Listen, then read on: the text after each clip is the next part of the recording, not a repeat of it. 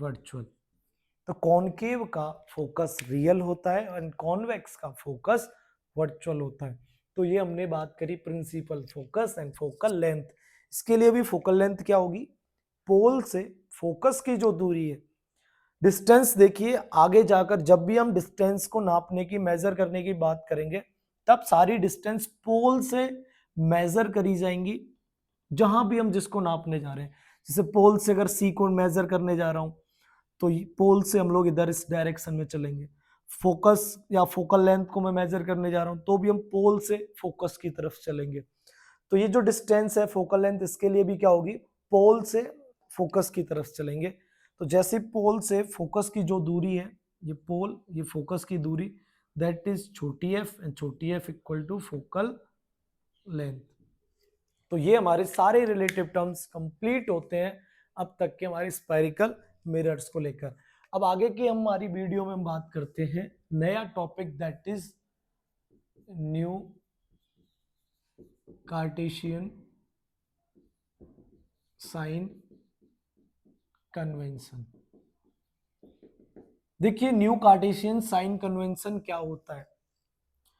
जब हमारी distance measure करी जाएंगी, डिस्टेंस हम किस किस की मेजर करेंगे, हम यहां पर न्यूमेरिकल सॉल्व करते हुए देखेंगे कि मिरर से हमारा ऑब्जेक्ट कितना दूर रखा हुआ है, डिस्टेंस ऑफ ऑब्जेक्ट। हम मेजर करेंगे कि मिरर से कितना दूर हमारी इमेज बन रही है।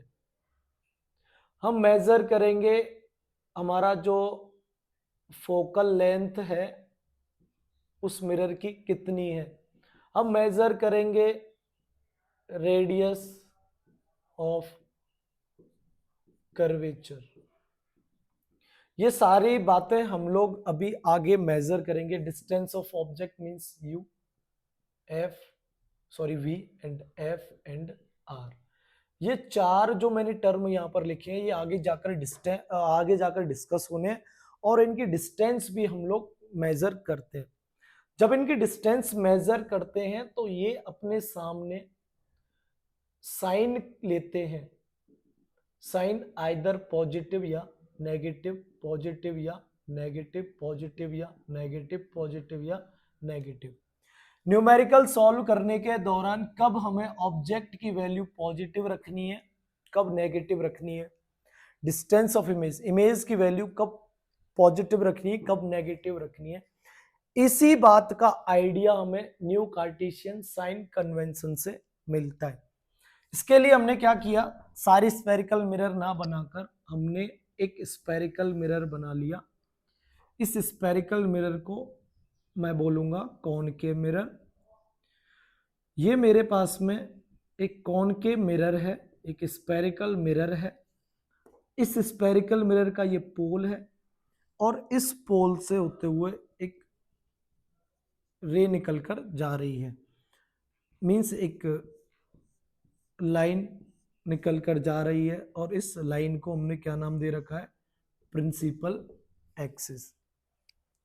अब क्या होगा, प्रिंसिपल एक्सिस जो मैंने रखा, ऐसे कहा जाएगा साइन कन्वेंशन के दौरान सबसे इंपॉर्टेंट बात होगी हमारी इंसिडेंट रे की डायरेक्शन की।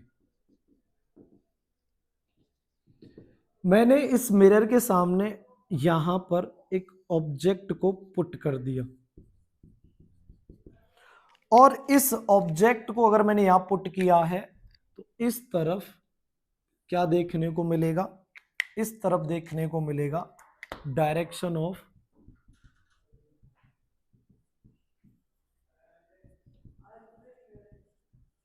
Incident ray. ये है मेरी डायरेक्शन ऑफ इंसिडेंट रे। अब जो भी मेजरमेंट, जो भी डिस्टेंस के मेजरमेंट होंगे वो सब पोल से होंगे। अब कोई भी मेजरमेंट अगर इंसिडेंट रे के अलोंग होता है, मींस अगर हम पोल से मेजर करते हुए इस साइड में जा रहे हैं, इस वाली साइड को बोलेंगे डायरेक्शन अलोंग इंसिडेंट रे। भाई इंसिडेंट रे की यही डायरेक्शन, और पोल से किसी चीज को मेजर करने के लिए अगर हम इधर जा रहे हैं तो ये भी डायरेक्शन इंसिडेंट रे के साथ में, तो ये डायरेक्शन पॉजिटिव मानी जाएगी। कि मानना यहां कहीं इमेज बन रही है ऐसे समझ लो, और इमेज यहां से 3 सेंटीमीटर दूर बन रही है, तो पोल से हम इधर मेजर करेंगे इस इमेज को, इमेज के डिस्टेंस को इधर मेजर करने के लिए चलेंगे, क्योंकि हमेशा पोल से डिस्टेंस मेजर करनी है। कभी भी ऐसा नहीं होगा कि इधर से वी से हम इधर जाएं। अगर हम वी से इधर आते हैं, अपनी पोजीशन चेंज कर देते हैं, तो सारा रूल खराब हो गया। मुद्दा यही है कि इंसिडेंट रे की जिधर डायरेक्शन है उसी डायरेक्शन में अगर आपकी डिस्टेंस मेजर करी जा रही है तो वो वैल्यू पॉजिटिव। अब पोल से नापना है और हमेशा इधर चलना है, पोल से नापना है अगर इधर चलना है, हमेशा नहीं, मतलब इधर वी है तो इधर चले हम। इंसिडेंट रे की डायरेक्शन भी इस तरफ और हमारी डायरेक्शन मेजरमेंट की भी इस तरफ अलोंग इंसिडेंट रे, तो ये वैल्यू जो रखी जाएगी न्यूमेरिकल में वो पॉजिटिव 3 सेंटीमीटर रखी जाएगी। अब मैंने देखा अगर मुझे चलना पड़ जाए पोल से इस तरफ ऑब्जेक्ट की तरफ, तो मैं कह सकता हूं ये डायरेक्शन हो गई direction against incident ray, direction against incident ray. अगर कभी मुझे पोल से इधर इस तरफ चलना पड़े किसी की डिस्टेंस को मेजर करने के लिए, तो वो सारी वैल्यू कैसी मानी जाएंगी, नेगेटिव। जैसे कभी कभी ये होगा कि हमारी इमेज इस तरफ भी फॉर्म होगी, मिरर के उस साइड में भी फॉर्म हो रही है और मिरर के इस तरफ भी फॉर्म हो रही है।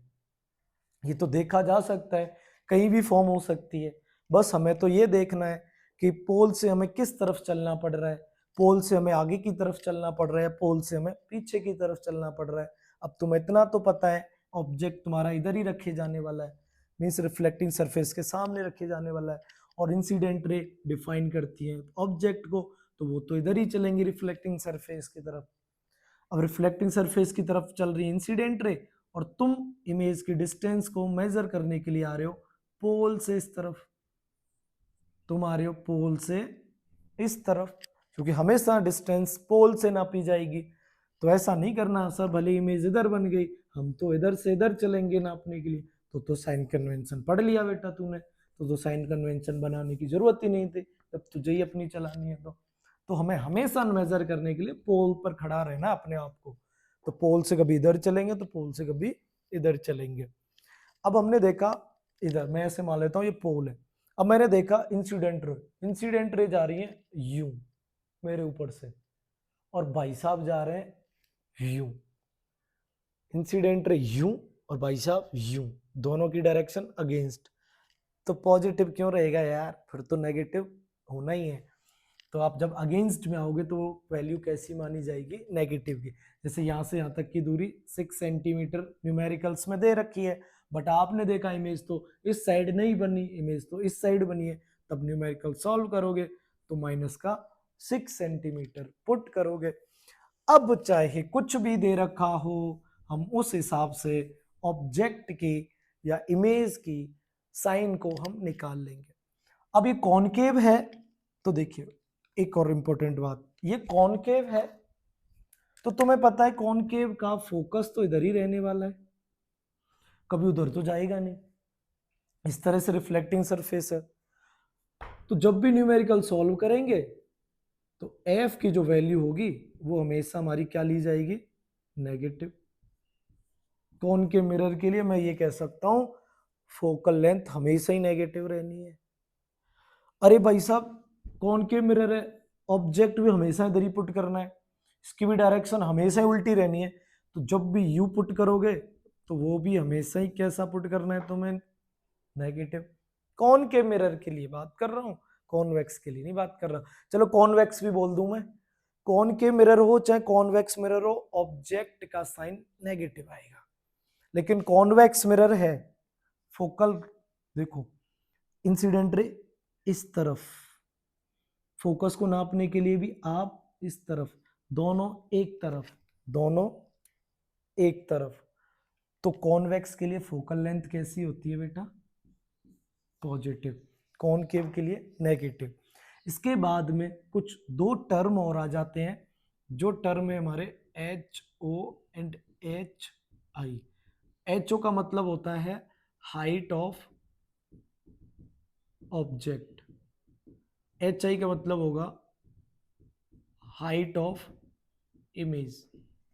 अब इमेज और ऑब्जेक्ट की हाइट की जब हम बात करते हैं तो वो हमें कहाँ फॉर्म होंगी? कभी जो होगा ऑब्जेक्ट जो रखा जाएगा वो प्रिंसिपल एक्सिस पर परपेंडिकुलर रखा जाएगा, तो इमेज भी कभी कभी प्रिंसिपल एक्सिस पर अपवर्ड डायरेक्शन में देखने को मिलेगी, अपवर्ड डायरेक्शन।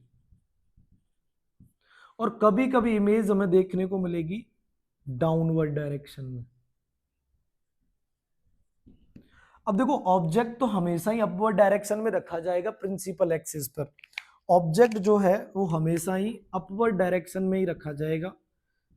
अब हम इतने तो विद्वान नहीं है कि हम हमारे ऑब्जेक्ट को अब नीचे रखना शुरू कर दें, यार रखना ही नहीं है सिलेबस में, ऑब्जेक्ट हमेशा कहाँ रखा जा रहा है? ऊपर।